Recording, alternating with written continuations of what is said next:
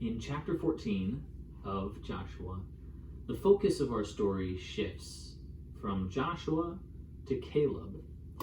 Caleb comes to Joshua and he tells him, hey, I want the hill country, that country where the giants have been seen. And he was confident that with God, he would be able to take this land, this really tough territory, because God had promised it to him. Now, notice in this passage that Caleb was exceedingly confident. This confidence that we see from Caleb is actually a trend.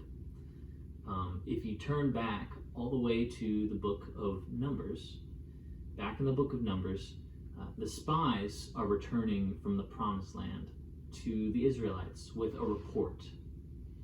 They have seen the promised land, and the promised land is occupied.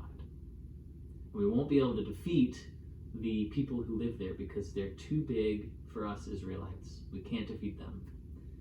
But Joshua and Caleb gave a different report. They said it is possible, but in the strength of the Lord, to conquer that land. It is possible. So years later, Caleb is 85, and he is still convinced. He is still convinced that he is bold enough to capture that land.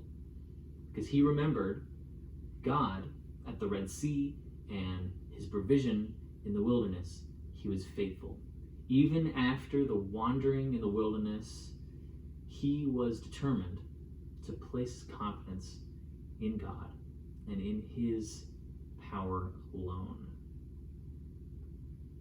So, Joshua blesses Caleb. It works out. Caleb saw that figurative mountain, and rather than turning away, he decided to climb. Just start climbing and keep climbing.